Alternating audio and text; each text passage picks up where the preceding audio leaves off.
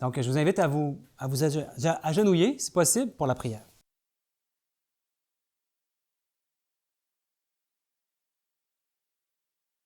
Bon Père éternel, on te remercie tellement pour tous tes bienfaits et pour cette opportunité d'être ensemble pour étudier les Saintes Écritures, étudier ta parole. Veuille nous fortifier, d'être ensemble, de fraterniser. Oui, c'est vraiment utile, bon Père, pour nous fortifier, pour nous encourager aussi, pour apprendre à nous aider les uns les autres. Et je te prie pour toutes les personnes qui sont ici, que tu puisses te révéler à eux, et comme tu l'as fait déjà dans leur vie. Et bon Père aussi, que tu puisses ouvrir nos cœurs et nos intelligences pour qu'on puisse saisir les vérités que tu as encore en réserve pour nous. Veuille continuer de bénir et de nous protéger pendant ce camp, que tout soit pour ta gloire et en harmonie avec ta volonté. On t'en prie, au nom et par les mérites de Jésus. Amen. Le message de cet après-midi, comme vous pouvez le lire, Adam, Ève et la Trinité. Ah, vous allez vous dire, on a un petit sentiment de déjà-vu. Ce matin, le pasteur Daniel a justement parlé d'Adam et Ève, et il y a une partie qui va ressembler beaucoup à ce qu'il a présenté. On ne s'est pas parlé pourtant, fait que je me dis peut-être c'est parce qu'on va avoir besoin d'une petite révision. Ça va vous aider avec ce qu'on a vu ce matin, ça va nous aider à peut-être à faire des liens encore plus. Puis là, je vais aller dans une direction après un petit peu différente, donc vous allez voir, c'est important de bien être attentif parce que moi, c'est un message que j'ai entendu la première fois. Je me disais, qu'est-ce que j'ai encore à apprendre sur Adam et Ève? Ah, il me semble que tout a été dit sur Adam et Ève. Mais ouais, c'est surprenant, il y a encore beaucoup de choses à apprendre. Puis il y a plusieurs difficultés que nous avons aujourd'hui qui peuvent être résolues par une juste compréhension de ce qui s'est passé à la création avec Adam et Ève. Moi, c'est un message d'abord de Nader Mansour que j'avais entendu il y a plusieurs années. Je m'étais toujours dit, un jour, je vais le faire moi aussi, à ma manière. Donc, c'est des révélations que j'avais eues et que j'aimerais partager avec vous. Donc, vous savez sûrement que la Bible n'est pas la seule révélation, la seule source de révélation divine, n'est-ce pas? Et ce matin, d'ailleurs, on en a parlé. Il y a une autre source de révélation de Dieu qui n'est pas en mots, mais qui est dans la nature. Elle est tout autour de nous, cette source de révélation, et le livre d'études de la nature.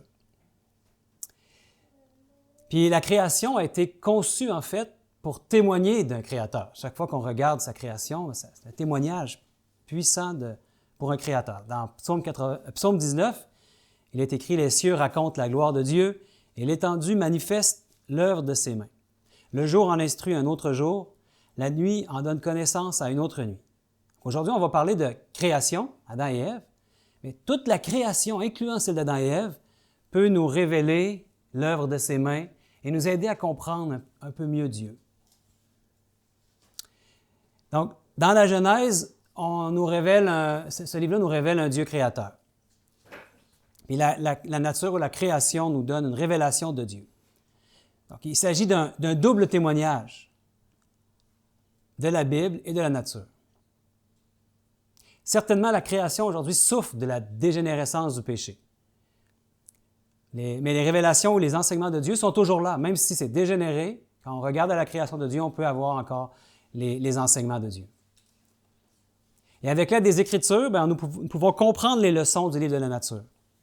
On voit aussi un texte dans le Nouveau Testament, dans Romains 1, au verset 20, il est écrit « En effet, les perfections invisibles de Dieu, sa puissance éternelle et sa divinité se voient comme à l'œil depuis la création du monde, quand on les considère dans ses ouvrages. Ils sont donc inexcusables. » Ceux qui n'ont pas la parole écrite, qui n'ont pas la Bible, n'ont aucune excuse parce que Dieu s'est révélé dans la création, dans les choses qu'il a faites, n'est-ce pas?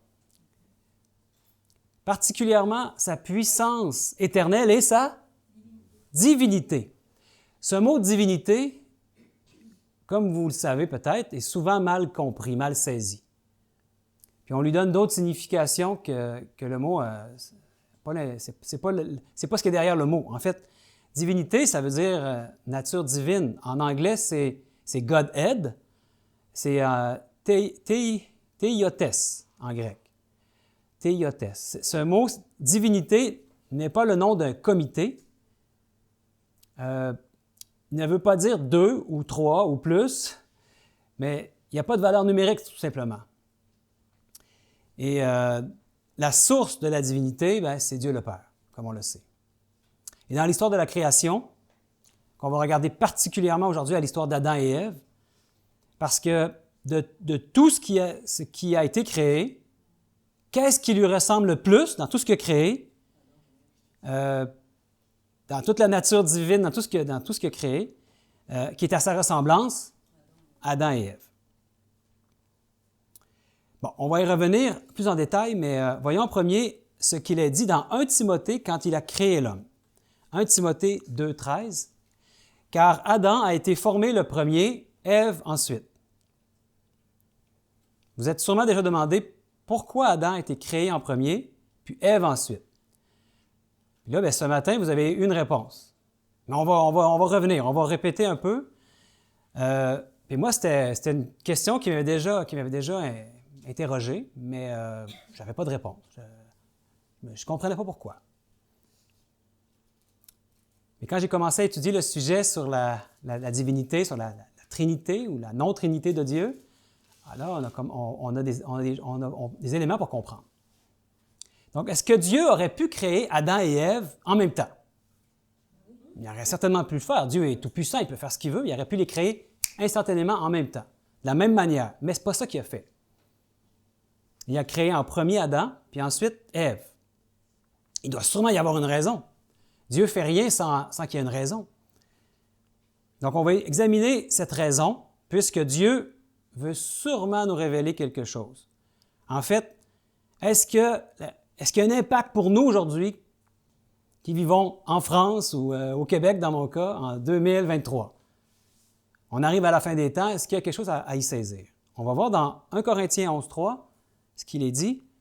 « Je veux cependant que vous sachiez que Christ est le chef de tout homme, que l'homme est le chef de la femme et que Dieu est le chef de Christ. » Paul nous parle ici d'une hiérarchie, n'est-ce pas?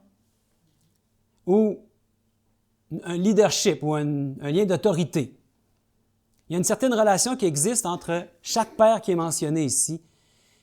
Le chef de chaque homme est Christ.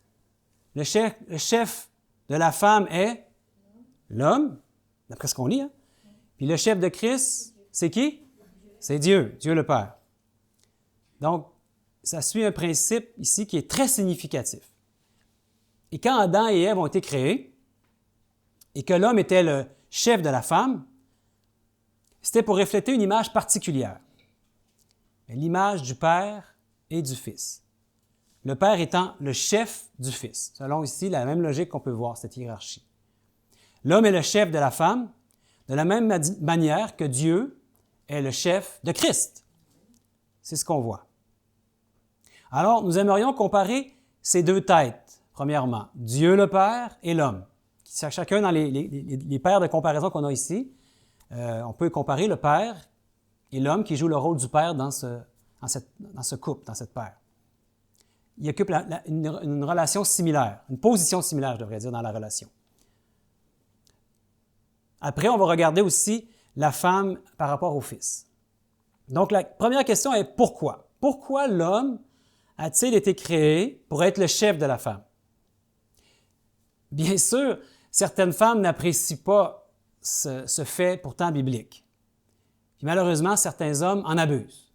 Moi, quand je me suis marié à l'époque, j'avais commencé à étudier la Bible, mais on s'est marié dans l'Église catholique. Puis j'avais invité toute ma famille, comme on fait toujours, mes oncles et mes tantes et mes grands-parents, tout le monde est venu. Puis mes oncles qui sont un peu toujours blagueurs, moi et ma femme, on avait choisi le texte qu'on va voir après, qui parle de cette soumission-là qui est entre l'homme et pour la femme envers l'homme.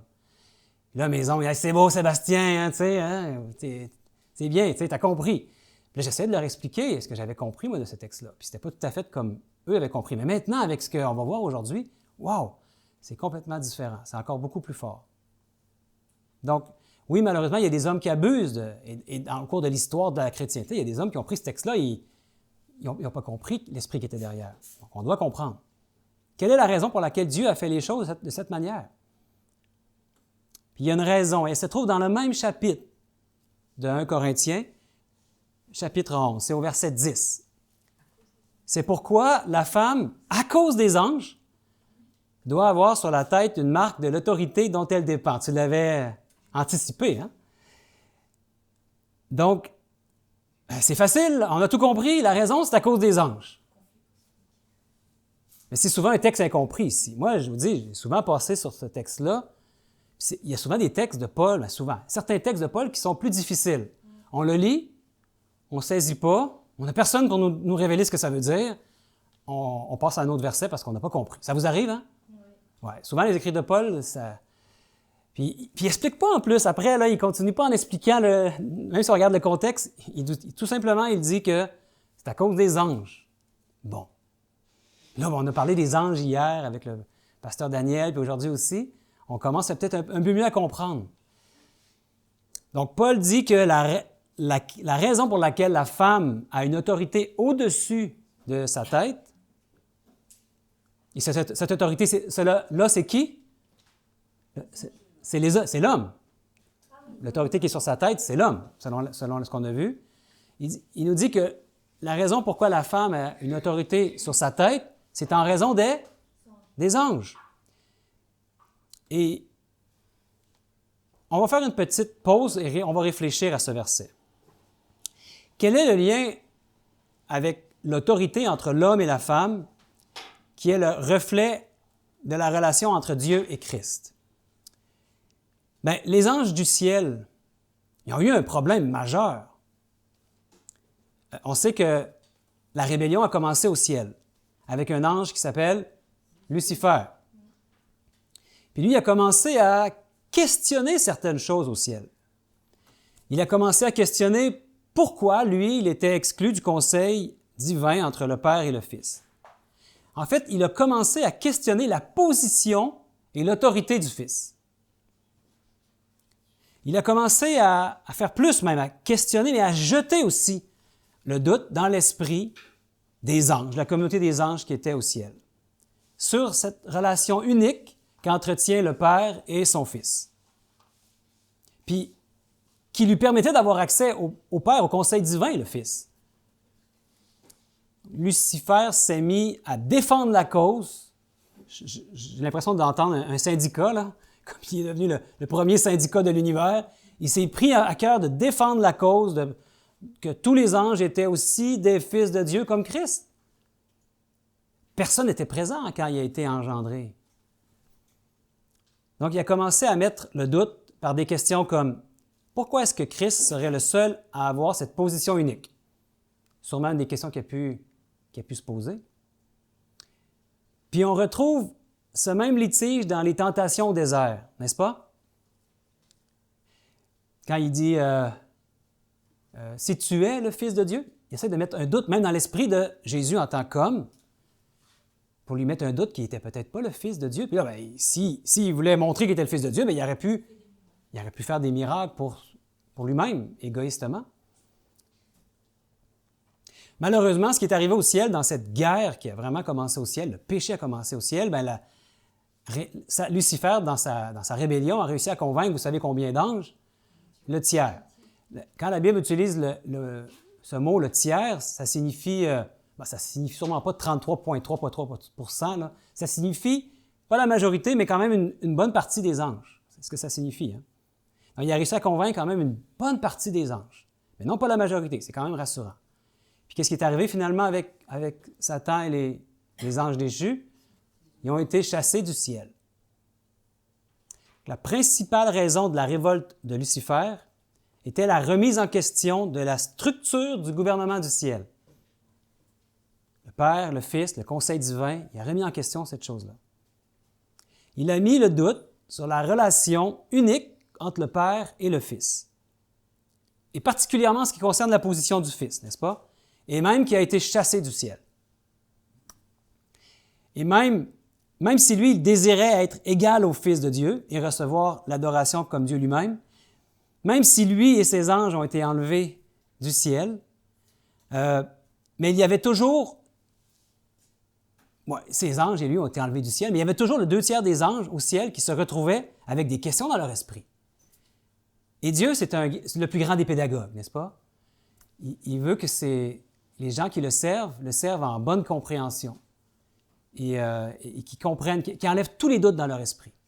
Parce qu'il y a des anges qui se questionnaient, hein, qui n'ont pas chuté avec Lucifer, mais qui avaient encore des doutes dans leur esprit. Ils n'ont pas passé à l'action de se rébeller, mais il y avait des questions qui étaient sans réponse pour eux. Des questions que Lucifer avait soulevées. Des questions qui demandaient maintenant une réponse de la part de Dieu ou des explications. Et Dieu ne veut pas laisser ses enfants, ses créatures dans le doute et dans le noir. Les anges avaient besoin de clarification pour comprendre ce qu'il en était vraiment. En fait, chasser Lucifer du ciel n'avait pas répondu à ces questions. C'était nécessaire, mais il fallait maintenant qu'il réponde aux questions des anges. Et Dieu étant le sage et aimant Dieu que l'on connaît, nous, et qu'eux aussi connaissent, bien, il a voulu enlever toute cause de doute dans leur esprit.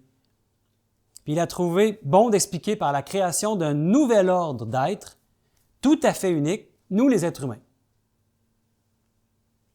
Donc, nous devons avoir en tête ce contexte de la création ce contexte quand on parle de la création d'Adam et Ève. Le contexte nous aide à comprendre pourquoi Dieu a fait les choses de la manière dont il a fait. Dieu a créé Adam et Ève d'une manière particulière pour refléter la relation qu'il y a entre lui et son Fils.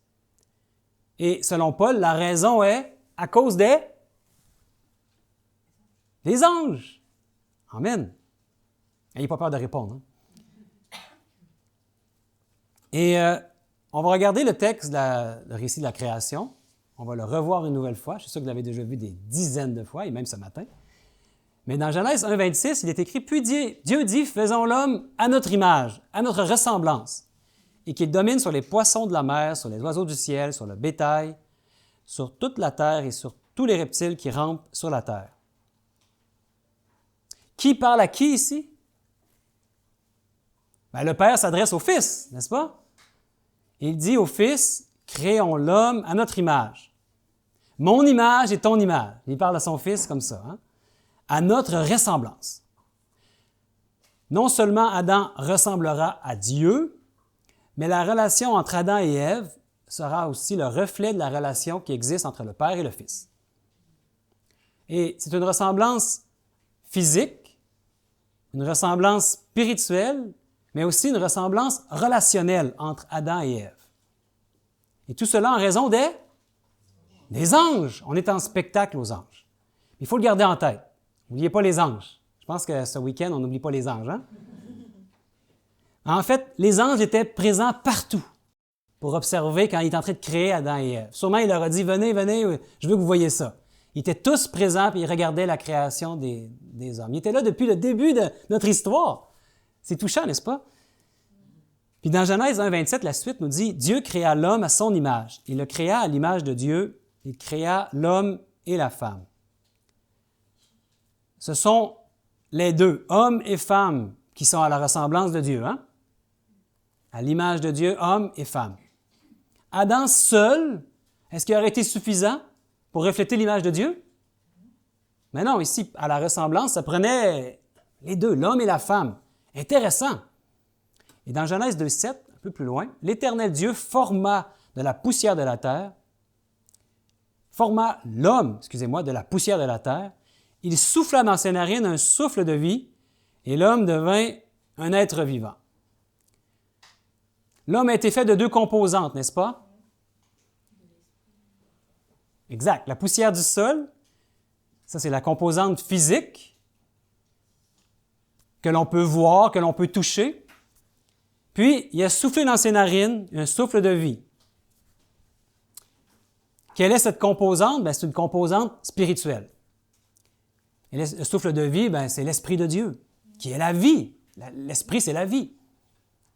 L'homme devait refléter l'être qui l'a créé sur le plan physique et aussi spirituel.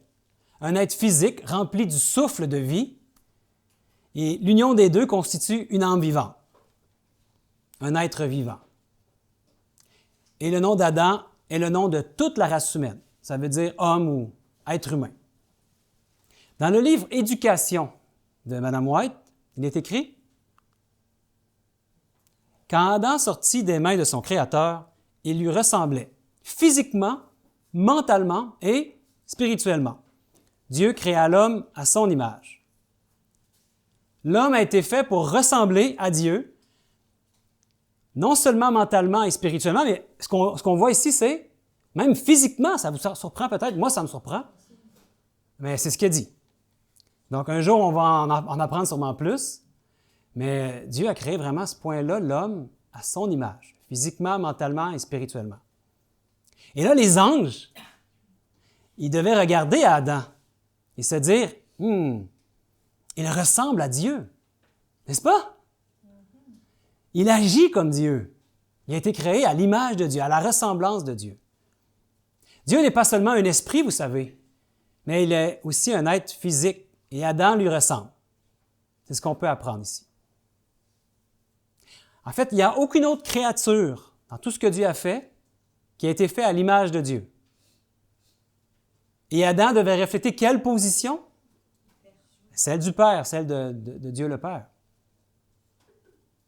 Et dans Genèse 2,19, il est écrit « L'Éternel, Dieu, forma de la terre tous les animaux des champs et tous les oiseaux du ciel, et il les fit venir vers l'homme, pour voir comment il les appellerait, et afin que tout être vivant portât le nom que lui donnerait l'homme. » Vous savez qu'il y a une raison pour laquelle Dieu a confié à l'homme de nommer les animaux? Quelle est la raison, vous pensez? Par rapport au rôle du père, Oui. le père, alors, dans le cas du père, il avait tiré son fils de lui déjà avant toute création. Mais c'est le père qui a nommé tous les êtres vivants. Donc, similairement sur terre, puisque c'est une image Oui, exact. des anges, l'homme qui a le rôle du père devait nommer toute créature sur terre. Oui. Il semble que Dieu a nommé tous les anges individuellement. Il les a créés tous individuellement. Pas comme nous, les humains. Nous, les humains, on est différents. Il a créé un, puis de un a sorti tout le reste de la race. Hein? Mais les anges sont tous créés individuellement. Et il leur a donné chacun un nom. Et il faut se souvenir, pour répondre à la question que je vous ai posée, la raison pour laquelle Dieu a nommé les animaux, que Dieu a donné à Adam la charge de nommer les animaux, il faut se rappeler la position d'Adam, qui est celle du Père, qui symbolise celle du Père. Et qui regarde alors que Dieu amène tous les animaux un par un pour se faire nommer par Adam? Mais les anges, hein, regardent. Et là, Dieu regarde, mais les anges sont là sûrement. Puis là, un par un, les animaux arrivent, puis là, Adam, il dit, ça, c'est une girafe. Puis Dieu, après, il dit, oui, Adam, c'est une girafe. Puis là, tout d'un coup, il arrive un chien. Il dit, oui, Adam, ça, c'est un chien. Après ça, il nomme les animaux comme ça, un par un. Et c'est une manière qu'Adam exerçait son autorité sur la création. Parce que Dieu lui avait donné la domination, la gouvernance, on pourrait dire, hein, sur la création. Et Dieu voulait illustrer quelque chose de cette manière-là. Donc, regardons à Éphésiens 3, versets 14 et 15. « À cause de cela, je fléchis les genoux devant le Père, duquel tire son nom toute la famille dans les cieux et sur la terre. » Toute la famille dans les cieux et sur la terre tire son nom de qui? Du Père. Alors Dieu a donné à Adam la position de nommer toute la famille sur terre, comme un reflet de sa position en tant que Père et Dieu de l'univers. Il a commencé par les animaux, et un peu plus tard, on va le voir, il a nommé sa femme, Ève. C'est lui qui a donné le nom, comme on l'avait vu ce matin aussi avec Daniel. Et dans Psaume 8, on voit qu'il a donné à Adam quelque chose d'autre. Psaume 8, verset 6. « Tu lui as donné la domination sur les œuvres de tes mains. Tu as tout mis sous ses pieds. » Adam a été fait quoi? Adam a été fait pour être le roi de la terre, plutôt. Pourquoi? Comme on l'a dit, parce qu'il a été créé pour refléter la position du Père. Il est le roi et doit exercer l'autorité parce que la domination sur toutes les œuvres de Dieu lui a été donnée. Cette bénédiction royale qui a été donnée à Adam est le résultat d'avoir été créé à l'image de Dieu, n'est-ce pas? Alors, quand les anges, quand les anges regardaient à Adam, ben, ils voyaient en lui un modèle en miniature de ce sont les choses au ciel. Vous savez, Jésus parlait souvent en parabole. Hein? Parabole, c'est comme un modèle, une illustration. Mais c'est ce que Dieu a voulu faire avec nous les humains, pour les anges. C'est de cette manière que Dieu était en train de dissiper tous les doutes qu'il y avait dans la tête des anges. Il répondait aux questions que Lucifer, les doutes qu'il avait mis dans leur esprit, à propos de cette relation si importante entre le Père et le Fils. La position du Fils dans le ciel aussi, comme on va le voir. C'est pour cette raison qu'Adam a été le premier, créé en premier, et qu'il était le chef de la race. Il représentait le Père. Le Père est arrivé en premier, et Adam aussi est arrivé en premier. C'est lui le chef de la race. Et l'humanité a été perdue quand Adam est tombé. Avez-vous remarqué? Non pas quand Ève a été trompée. Ça, c'est intéressant. La faute revient à Adam. Quand la tête de l'humanité a mangé le fruit. Vous savez, Ève a été trompée, elle a été séduite. Mais Adam, lui, est-ce qu'il a été trompé? Mais non, Adam n'a pas été trompé. Adam, lui, il a décidé, il a fait un choix conscient. C'est totalement différent. Bon, ça ne veut pas dire que ce qu'Ève a fait était bien, là, mais la raison pour laquelle l'humanité est tombée, c'est quand Adam s'est fait tromper. C'est quand Adam, lui s'est pas fait tromper, c'est quand lui a décidé consciemment. Et la création se poursuit dans Genèse 2. On va poursuivre au verset 21. Alors, l'Éternel Dieu fit tomber un profond sommeil sur l'homme qui s'endormit. Et là, il prit une de ses côtes et referma la chair à sa place. Et ensuite, au verset 22, l'Éternel Dieu forma, et le mot forma, on en a parlé un petit peu ce matin, mais si vous regardez la définition en hébreu, c'est l'idée de bâtir ou de construire. Donc, il a formé ou il a bâti, il a construit une femme de la côte qu'il avait prise de l'homme et il l'amena vers l'homme. Donc, il y a plusieurs premières ici dans la création d'Ève. Hein? C'est la première fois qu'il y a eu une anesthésie, on peut dire. Hein? Il a endormi. La première fois qu'il y a eu une chirurgie. Le premier docteur, le docteur Jésus, c'est lui qui est venu puis qui a fait comme une opération. Il s'est endormi puis après, il s'est réveillé après l'opération. On peut dire, hein? C'est intéressant. C'est intéressant de considérer le mot qui est utilisé aussi pour faire Ève. Comme on l'a vu, c'est bâti et construit. C'est différent de tout ce qui a été créé avant. Il n'y a aucun autre endroit où c'est utilisé pour parler de quelque chose que Dieu a créé, un être que Dieu a créé. Seulement pour Ève, on a ce mot-là, formé. C'est pas écrit qu'il l'a... c'est pas le mot créé, comme pour, par exemple, les animaux. C'est pas non plus le mot... c'est pas comme pour Adam quand il a soufflé dans ses narines. C'est différent pour Ève. Les femmes, vous allez voir, c'est intéressant ce que Dieu veut amener pour les femmes. Donc, il a formé Ève à partir d'une côte d'Adam. En fait, Ève, elle n'a pas été créée à partir de rien. Adam, Dieu a pris de la poussière, il a mis le souffle. Hein? Pour les animaux, il parle et la chose arrive. Il crée à partir de rien. Pour Ève ici, c'est pas ça qu'il a fait. Il n'a pas créé à partir de rien comme pour les animaux, non. Il voulait nous enseigner quelque chose. Il a pris une des côtes d'Adam pour former Ève. C'est une façon de faire unique dans toute la Bible. Puis il y a une raison pour laquelle Dieu a choisi de construire Ève à partir d'un matériel qui existait et qui venait de son mari. Le premier mariage entre Adam et Ève, c'était son mari. Donc, il n'a pas pris la poussière, il n'a pas soufflé dans ses narines, non. Il a plutôt choisi cette unique et presque étrange façon de prendre une côte d'Adam puis de construire Ève. Quelle est la raison? Bien, vous vous souvenez qui est en train de regarder? Les anges, the angels! Comme on a vu ce matin, les anges regardent. Et quelle est la position qu'Ève va représenter dans la relation? On a dit qu'Adam représentait le Père et Ève représente Christ, le Fils. Donc la position que Ève va représenter, c'est la position du Fils pour les anges. Et la relation qu'elle va avoir avec Adam va être comme celle du Père et du Fils, une aide. Hein? La femme est appelée à être une aide pour Adam. Et on peut dire que c'est la même chose de Jésus envers son Père. Hein? Tout à fait.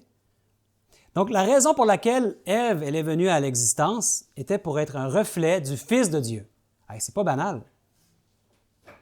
Et aussi pour qu'on puisse comprendre, les anges, mais aussi nous aujourd'hui qui étudions ça, qu'on puisse comprendre comment lui, le Fils, bien, il est venu à l'existence.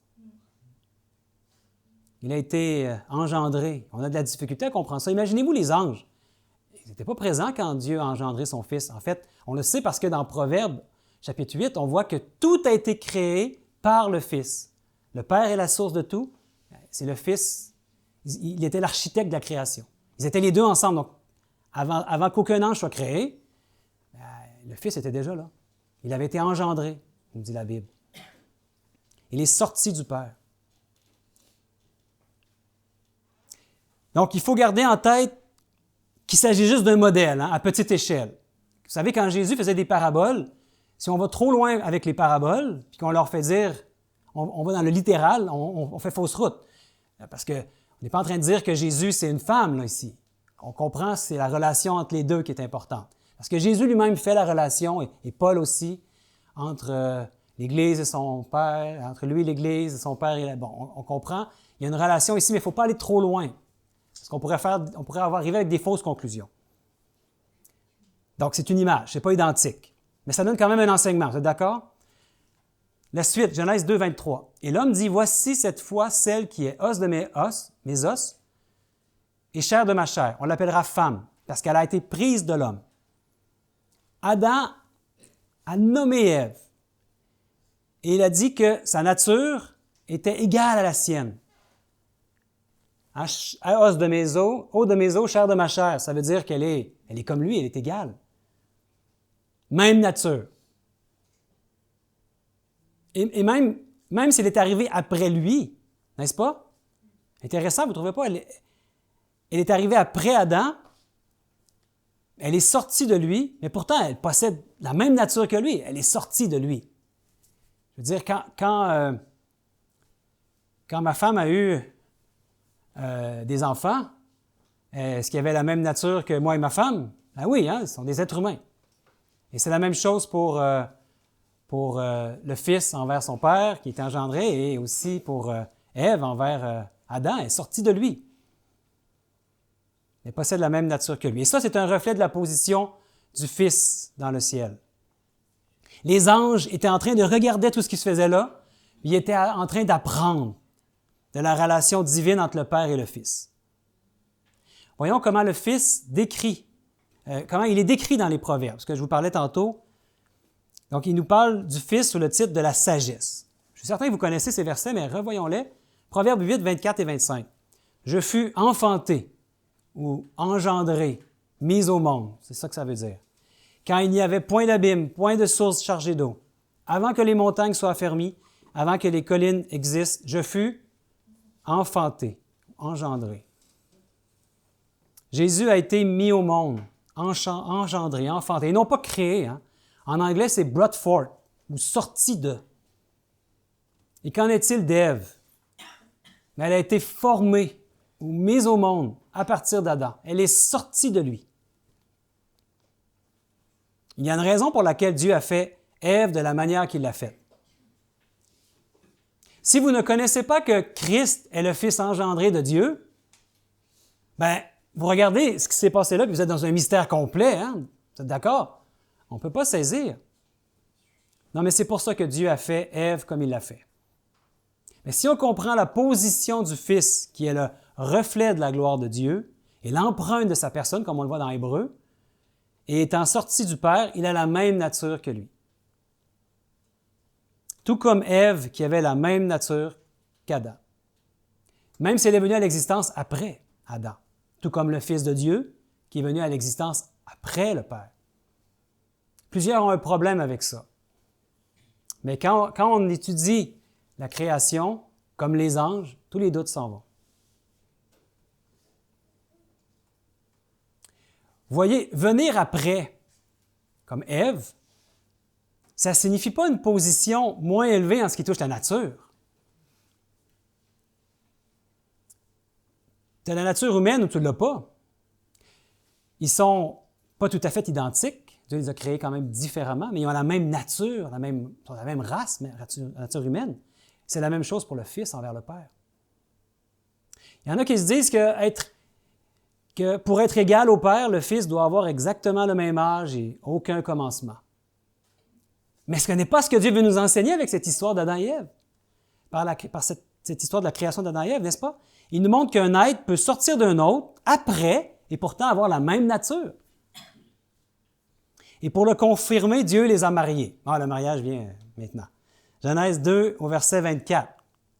C'est pourquoi l'homme quittera son père et sa mère, il s'attachera à sa femme, et ils deviendront une seule chair. Il n'y avait pas beaucoup de choix à l'époque, là. Dieu les a mariés, mais c'était la femme parfaite, la femme idéale. Et lui était l'homme parfait, l'homme idéal. Il n'avait jamais péché en plus, imaginez. Donc, ils sont devenus quoi? Une seule chair. Pourtant, ils sont deux, mais ils sont un. Ça vous fait penser à une autre relation dans le ciel? Deux êtres, le Père et le Fils, mais pourtant ils sont un, unis, d'un même esprit. Hein? Une seule chair, ça démontre l'égalité et la même nature. Et l'homme devait être le chef de la femme. On va revenir à ça. La femme devait être une épouse aimante et soumise. Mais c'est le principe que Dieu a établi, mes frères et sœurs. Ils étaient unis dans une même nature. Tout comme le Père et le Fils sont unis dans un même esprit. Jean 17, 21 nous dit, « Afin que tous soient un, comme toi, Père, tu es en moi, et comme moi, je suis en toi, afin qu'eux aussi soient un en nous, pour que le monde croie que tu m'as envoyé. » Le Père et le Fils sont unis, et l'union du Père et du Fils doit aussi se refléter dans l'union entre Christ et ses disciples. Et quelle est l'union que nous devons avoir avec le Christ?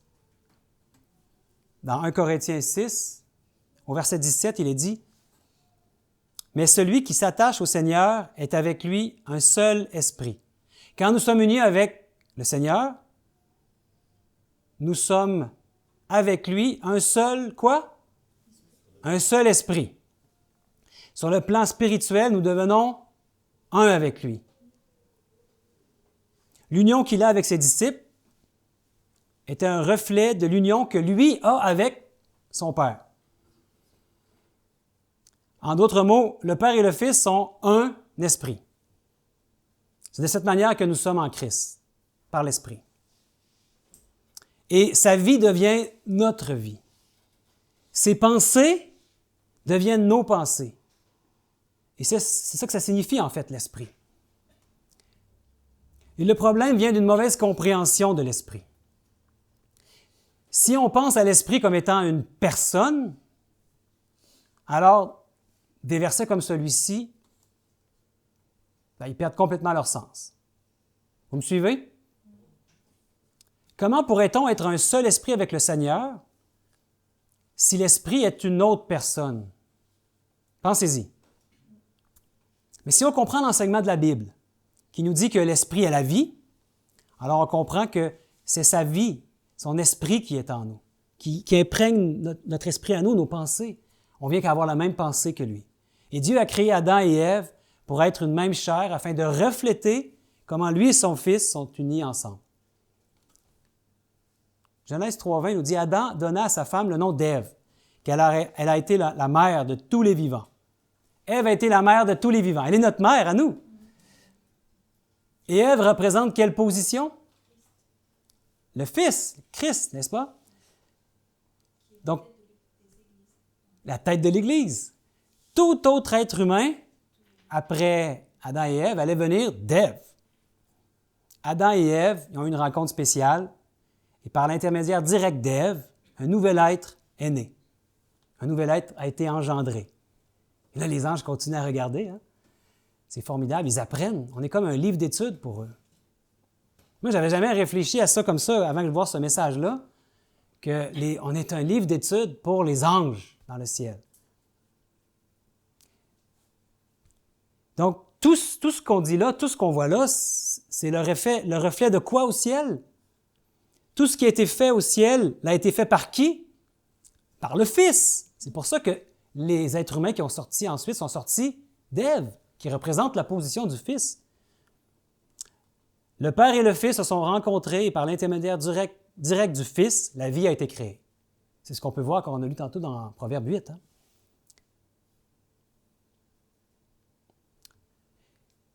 Donc, il y a on va passer à un autre texte pour voir dans Colossiens 1, au verset 15 et 16.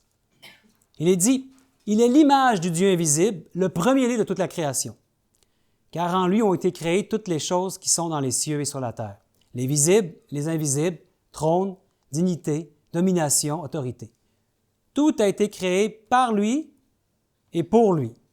Christ est l'agent direct de l'œuvre de la création. Et c'est pourquoi Ève a été créée, on pourrait dire plutôt formée, comme on l'a vu, pour procréer. Les anges n'ont jamais pu, eux, procréer, n'est-ce pas? C'est étonnant, pourquoi les anges ne peuvent pas se reproduire, ils ne peuvent pas procréer? Ils ne se reproduisent pas, ils n'ont pas la même relation avec d'autres anges et différents sexes comme ça, pourtant de même nature, où ils pourraient procréer. Non, c'est seulement nous, les humains. Ils n'ont jamais eu cette bénédiction que nous avons, nous les humains, de pouvoir donner la vie. Quelle bénédiction, quel privilège nous avons de Dieu. Dans quel but avons-nous eu, nous les humains, ce privilège de donner la vie? C'est pour montrer cette relation particulière entre le Père et le Fils. C'est par le Fils et pour le Fils que tout a été créé en collaboration avec le Père, qui est la source de tout. Et on voit le parallèle avec Adam et Ève. Et Éphésiens 5 nous donne un autre parallèle. Éphésiens 5, verset 22-23 nous dit « Femmes, soyez soumises à vos maris comme au Seigneur, car le mari est le chef de la femme, comme Christ est le chef de l'Église, qui est son corps et dont il est le Sauveur. Or, de même que l'Église est soumise à Christ, les femmes aussi doivent l'être à leur mari en toutes choses. Encore aujourd'hui, et même en dépit de la chute, Dieu a conçu la famille, la relation entre le mari et la femme pour être quoi? Le reflet du Père et du Fils. Pour les croyants, vous savez que la famille, c'est le moyen le plus puissant que Dieu a sur cette terre pour témoigner de l'amour de Dieu, pour prêcher la vérité de l'Évangile. Vous savez, prêcher un sermon, c'est relativement facile. Il faut quand même préparer, là, mais c'est relativement facile. Mais à la maison, vous savez qu'on est comme un livre d'études pour les anges. Hein? Ils regardent ce qu'on fait à la maison. Est-ce que notre relation entre mari et femme reflète le Père et le Fils? Wow, ça c'est une question qui nous fait réfléchir. Hein? Le mari, reflet du Père, et la femme, reflet du Fils. C'est pourquoi il dit aux femmes, « Soyez soumises à vos maris comme au Seigneur. » Et l'autre parallèle est Christ et son Église. Il y a plusieurs parallèles qui montrent la relation d'autorité. Il est intéressant de voir ce que dit le Fils en lien avec le Père. Dans Jean 8, verset 29, on va voir ce que dit le Fils en lien avec le Père. « Celui qui m'a envoyé est avec moi. Il ne m'a pas laissé seul, parce que je fais toujours ce qui lui est agréable. » C'est un bon principe pour la femme aussi. Le Fils a toujours honoré son Père et défendu sa réputation. Mais c'est le type de relation que Dieu désire voir pour le foyer. Peu importe ce qui arrive, la femme, l'épouse, défend son mari. Vous comprenez ce que je veux dire, hein? Et c'est pour cela qu'il a créé Adam et Ève de la manière qu'il l'a fait. Mais aujourd'hui, je le sais, les femmes ont beaucoup de ressentiment. Parce que malheureusement, les hommes ont souvent abusé de leur position d'autorité sur la femme. Puis ils ont complètement détruit en tout cas en bonne partie, ce que Dieu voulait nous enseigner.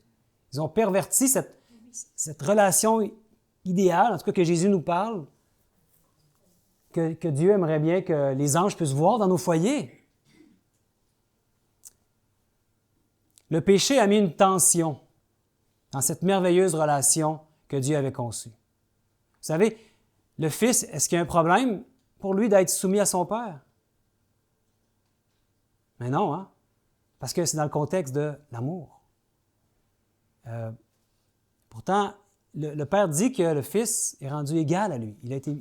Il a hérité de la même nature, donc il a hérité d'une nature égale à son Père. Pourtant, le Fils, en tant que Fils, comprend que son Père est plus grand que lui. Il lui est soumis, par amour. Mais Dieu veut encore que nous reflétions la relation entre lui et son Fils dans nos foyers. Puis il a promis de nous rendre capables. Peut-être vous regardez à votre foyer et vous dites, surtout si on a des enfants, parce qu'on est aussi en spectacle à nos enfants, peut-être vous dites, je suis loin de refléter cette position-là, de mon rôle soit d'Ève ou d'Adam dans le foyer, avec les anges qui nous regardent. Mais Dieu, il y a une promesse qu'il nous fait, il va nous rendre capables.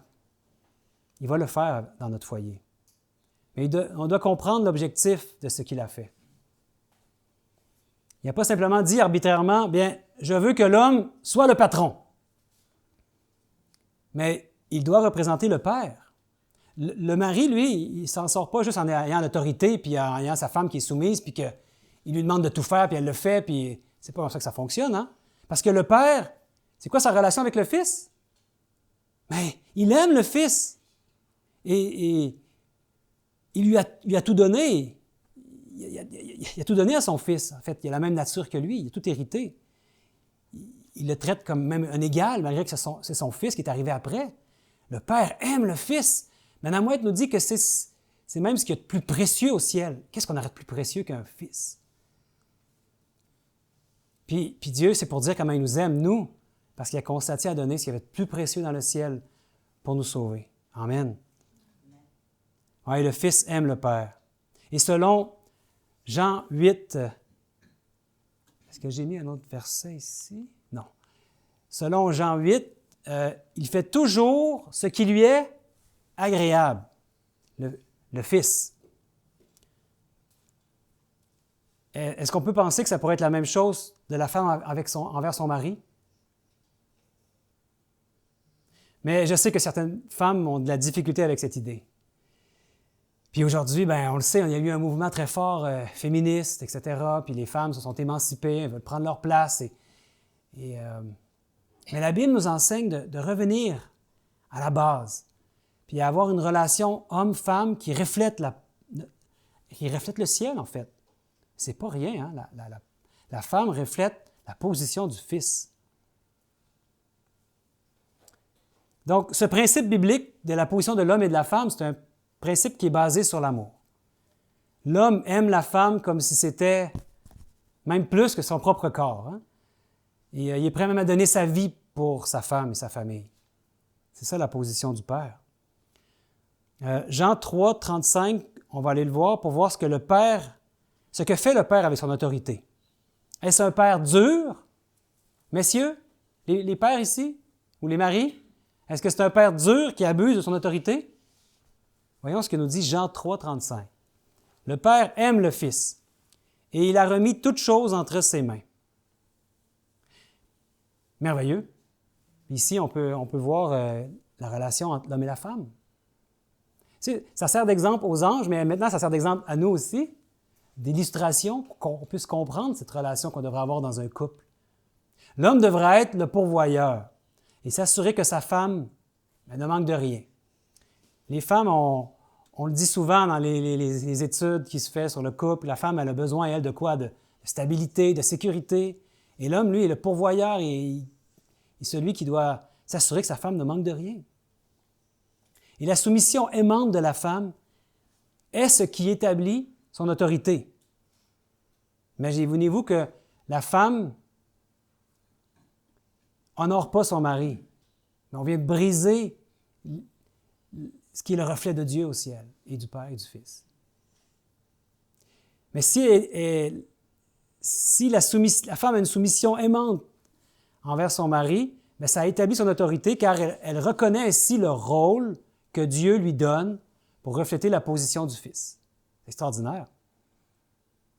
Et parce que qui est en train d'observer dans nos foyers? Invisible à nos yeux? Oui, les anges. On est vraiment comme un livre d'études pour eux. Ils sont en train d'apprendre en nous regardant. Quelle leçon est-ce que les anges apprennent quand ils vont dans votre foyer? Wow, ça c'est une question difficile. Une question qui nous met au défi. Hein? N'oubliez pas que c'est Dieu qui relève les défis. Qu'est-ce qu'ils apprennent dans ma maison? Lorsque l'on comprend pourquoi Dieu a organisé les choses de la manière dont il l'a fait, on y voit une signification très différente, n'est-ce pas? Alors, la femme détient une clé très importante dans le foyer, de la même manière que le Fils de Dieu détient une clé extrêmement importante dans l'univers.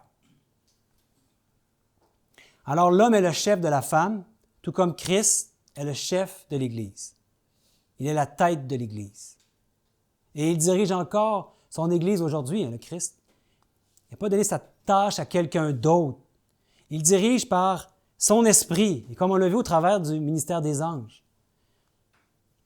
Le concept de Trinité, 3 personnes en un, 3 personnes en un seul Dieu, 3 personnes qui seraient co-égales et co-éternelles, et même que les rôles pouvaient être interchangés. C'est ça que j'ai vu, hein? C'est ça que vous avez peut-être étudié aussi, comme un jeu de rôle, puis on décide qui va aller sur la terre pour sauver la race humaine.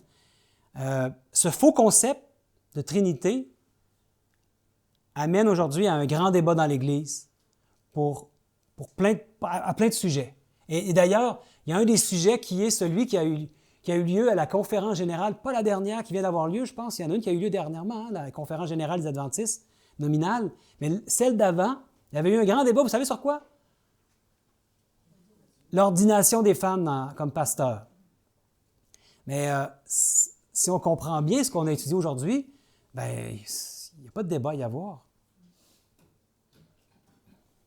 Donc, on voit que le concept d'une Trinité, que Dieu serait une Trinité, détruit complètement ce que Dieu veut nous enseigner.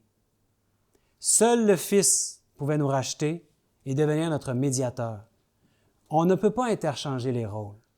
1 Corinthiens 15, 28 nous dit, « Et lorsque toutes choses lui auront été soumises, alors le Fils lui-même sera soumis à celui qui lui a soumis toutes choses afin que Dieu soit tout en tous. »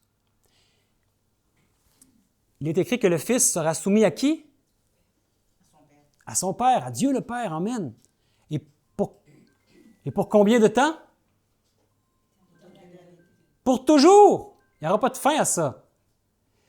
Je pense qu'il y a un téléphone qui sonne, mais laissez-le sonner, c'est pas grave.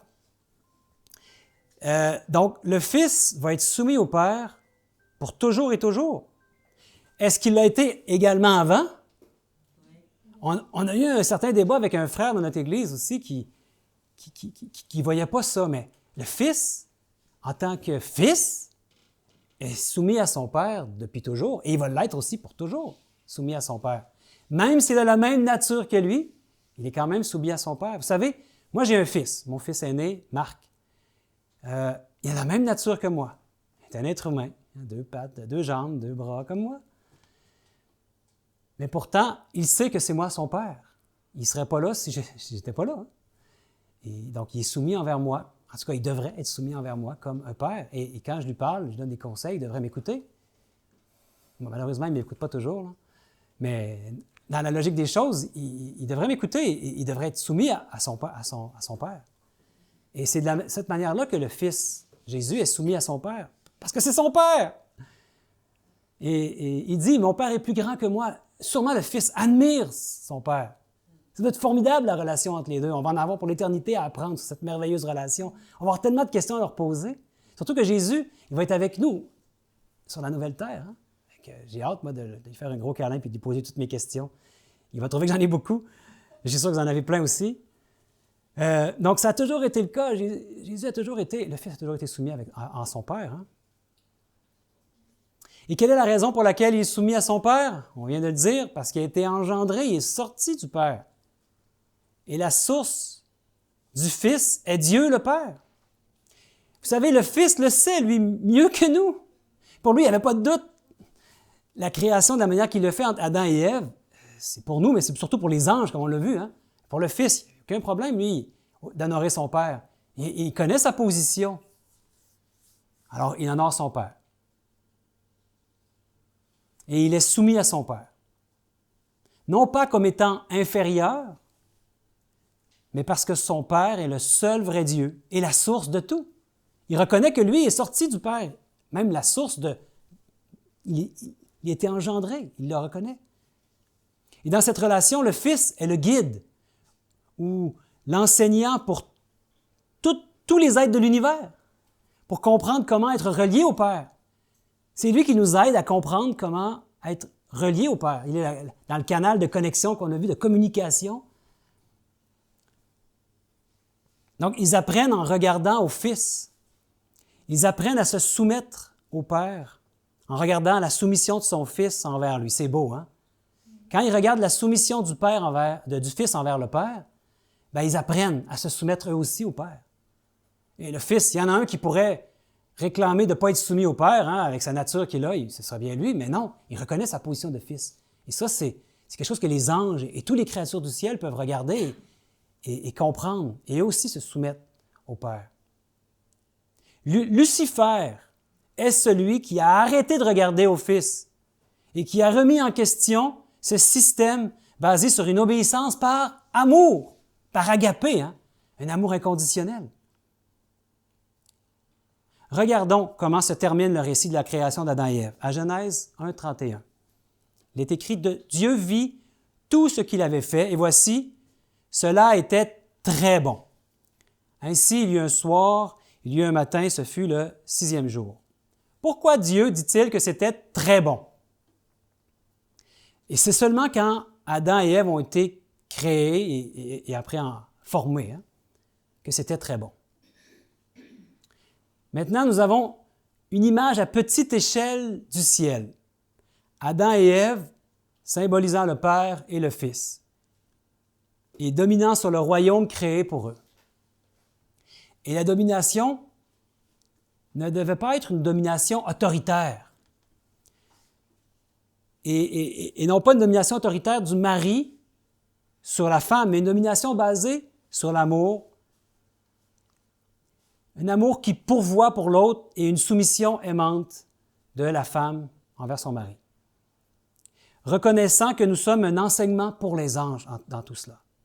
1 Corinthiens 4,9 nous dit « Car Dieu, ça me semble, a fait de nous, apôtres, les derniers des hommes, des condamnés à mort, en quelque sorte, puisque nous avons été en spectacle au monde, aux anges et aux hommes. » Que signifie un spectacle? J'allais voir le mot en grec, puis je ne sais pas sûr que je vais bien le prononcer, là, mais c'est théatron.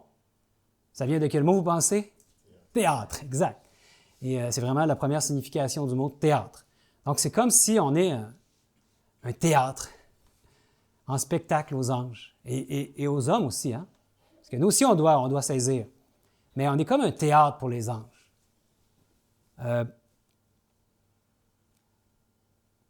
C'est le défi que nous avons aujourd'hui. Comment est-ce que ton foyer est en spectacle aux anges qui le visitent? Ou est-ce que les anges préfèrent plutôt ne pas visiter mon foyer? Est-ce qu'ils pleurent constamment et ils se bouchent les yeux? Mes amis, que nos foyers puissent dissiper les doutes que les anges pourraient encore avoir. Je pense qu'aujourd'hui, ils n'ont plus beaucoup de doutes, mais que nos foyers puissent vraiment être un endroit que les anges se plaisent à être. C'est ce que j'aimerais dire.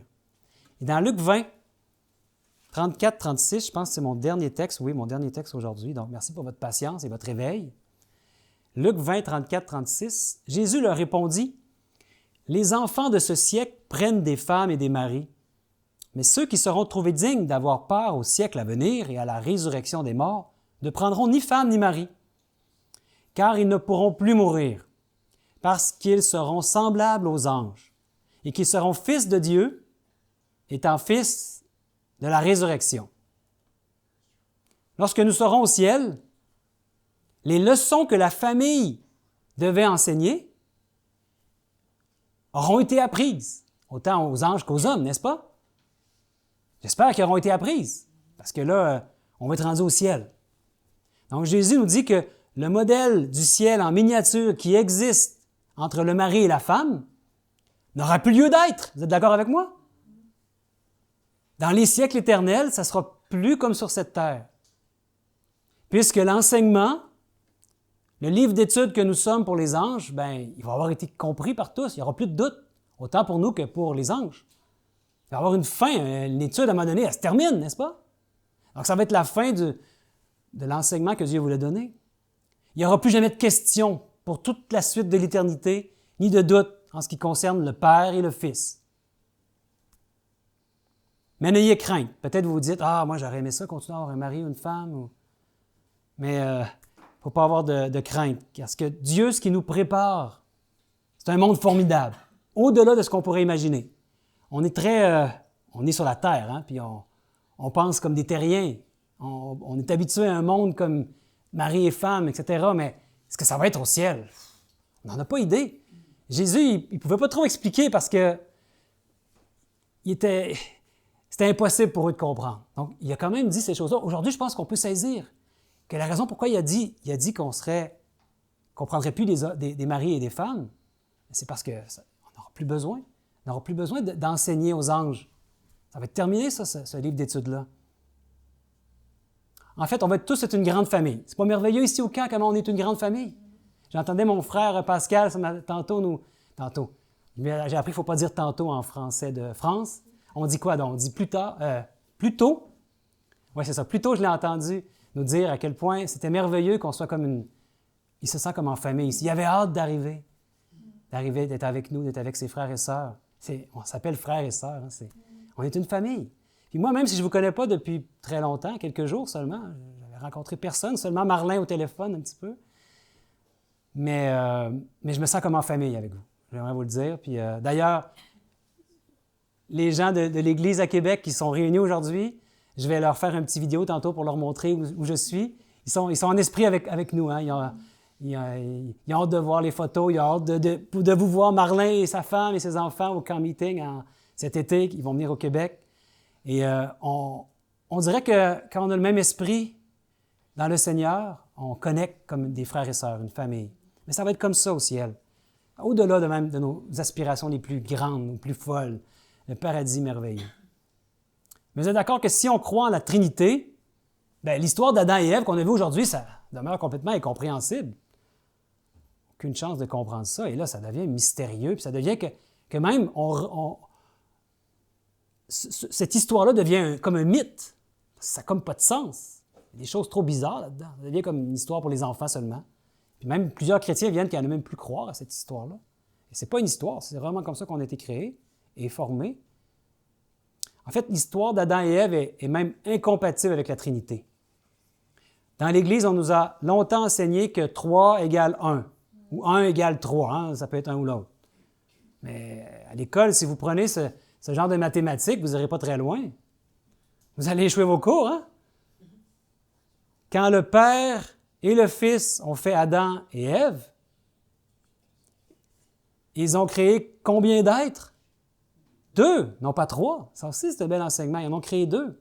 S'ils voulaient montrer à leur ressemblance, à leur image, ils en auraient créé 3. Mais non, il y a 2 êtres, le Père et le Fils, 2 êtres divins. Donc, voici une formule qui est bonne. 2 égale pas 3. 2, c'est 2. On ne peut pas dire que 3 égale 1 ou 1 égale 3, ça n'a pas de sens. Adam et Ève sont à l'image et la ressemblance de 2, non pas de 3. Donc, on ne peut pas regarder Adam et Ève et conclure qu'ils sont 3, impossible. En terminant, je prie que notre foyer puisse représenter le ciel. Avec ce qu'on a appris aujourd'hui, en lien avec ce qu'on a vu ce matin avec Daniel, je pense que ce qui ressort de ce qu'on a étudié cet après-midi, c'est cette relation entre l'homme et la femme. Et je pense que les anges ont compris. Là, à la fin, avant Jésus revient bientôt, je pense qu'il n'y a plus beaucoup de doutes dans leur esprit. Mais ils sont prêts à nous aider, les anges, commandés par le Père et le Fils. Ils nous aident pour nos foyers. Je m'adresse particulièrement aux familles qui ont des enfants. Que notre foyer puisse vraiment représenter le ciel. que l'homme représente le père, que la mère reconnaisse le très grand privilège qu'elle a de représenter le fils.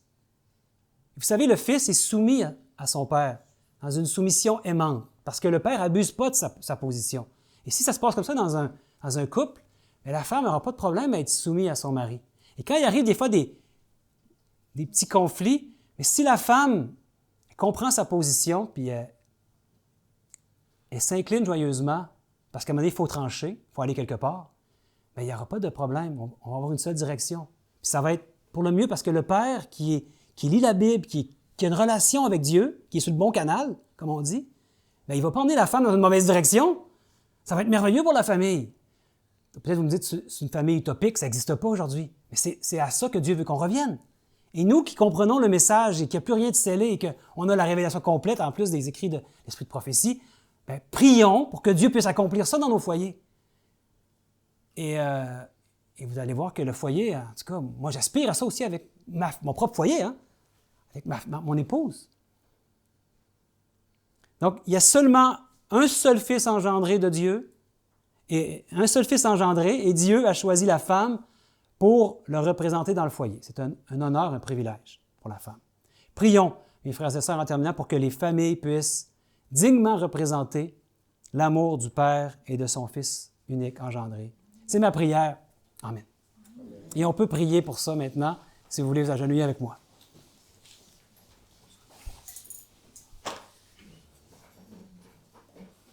Bon Père éternel, cet enseignement que tu as voulu donner en premier aux anges et que tu nous révèles aujourd'hui, cette histoire de la création d'Adam et d'Ève qui est sortie d'Adam.